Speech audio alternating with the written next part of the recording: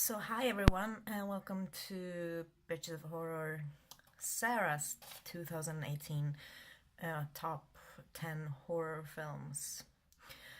So yeah, it was a great year and I think there were a lot of really good horror films, and I wish that I could have put more on my list, like make a top 20 or whatever.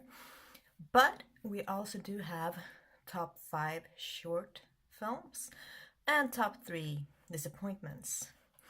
So I have my list ready and let's start. I will start with top 5 short horror films of 2018.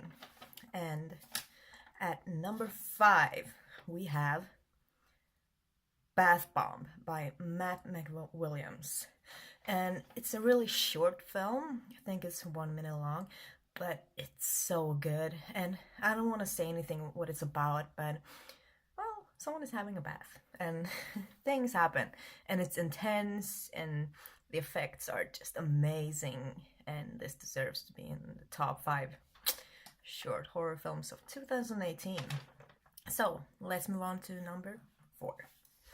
There we have Swedish Horse Movie by my friend Emil Johansson. And it's about a couple. One of them is played by Emil and one of them is played by Eliza Sika. And they have a kind of dysfunctional relationship because of money problems. And this in turns leads to something completely different. And I really liked how bizarre it is, but it still works. It's still believable, and both of them did a really good job. And I think if you have or if you're able to watch this, do it, because it's really special and kind of fucked up. So good job. Number 3, it's Hairwolf by Mariam Diallo, and written and directed by her. And this film is so good. It's about a black hair salon, and it shows that these white girls are coming in to suck all the blackness out of everyone there. And I mean, the hairstyles, amazing. The cinematography, the setting, the story is so good. And I want to thank Stockholm Film Festival for letting us watch this. And it was just amazing and deserves number 3. So let's move on to number 2. There we have Lunch Ladies, written by Clarissa Jacobson and directed by J.M. Logan. And this film is hilarious. It's about these 2 lunch ladies who are kind of obsessed with Johnny Depp.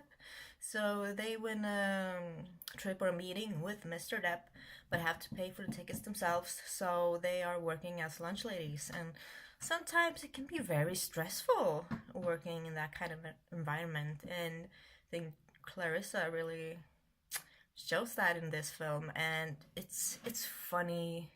The effects are good, and the acting is really, really good. So if you have the chance to watch this, do it. And now we have number 1.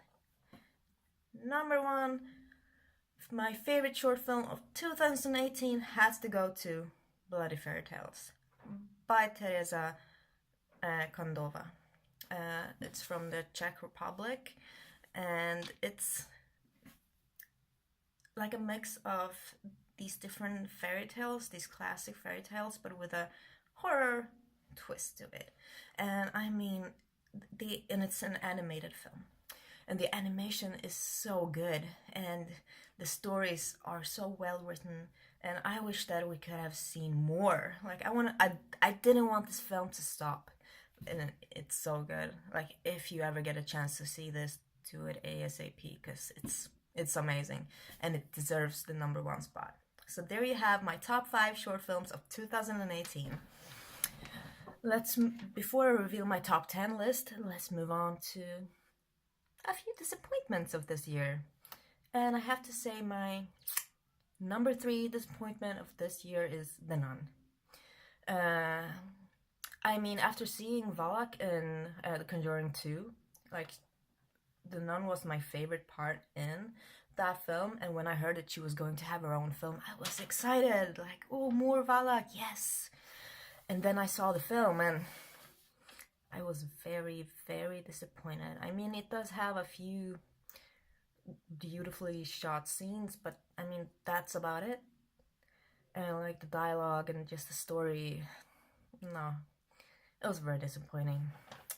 Let's move on to number 2 disappointment of 2018, and that goes to Slender Man. I mean, it was so bad. I mean, they could have went with it like in a whole different way and make it so interesting and great. But no, the whole film is just a huge disappointment in itself. But it's only my number 2. So, which movie is my number 1 disappointment of 2018? Well, that goes to Suspiria. Just because it's freaking Suspiria. And the original is my favorite film. But I tried to watch the new one thinking there was no original. This is a whole new film called Suspiria. And I was still hugely disappointed. It's too long. It's kind of boring. I mean, it does have like 2 or 3 really amazing, like great scenes and one of the best death kills ever. But just too long and too boring and basically no music. I mean, there was music, but it was very forgetful, and I kind of felt nothing watching it. And I mean, watching the first Suspiria, like my heart is beating, the drums, the music, the colors, the setting, the story, everything. And this, I was very bored, and yeah. So it has to be my number 1 disappointment of 2018. But hey, let's move on to something more fun. It's my top 10 list of best feature horror films of 2018. So, number 10, Incident in a Ghostland by Pascal Laugier. So good. It's really good. I mean, he made Martyr, so of course I was expecting good things, and this did not disappoint me at all. Moving on to number 9, Overlord by Julius Avery. And it's like, that film is action-packed from the start to the finish, and it has great gore, and I really, really love the story. Number 8, Who's Watching Oliver by Richie Moore, and one of the writers is Russell Jeffrey Banks, who is also playing the main character Oliver. And I mean, Russell did such a great job. He's definitely the best part of the film. Not to say the other didn't do a great job, they did. But I mean, he's just mesmerizing in this role. And the film is really good, and I mean, the ending was just perfect. It was great. And number 7, Primal Rage by Patrick Magee.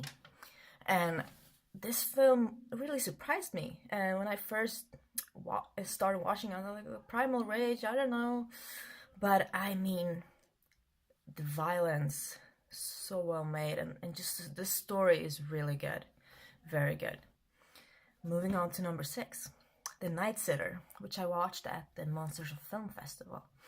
And it's by A.B.O. Brun and John Rocco.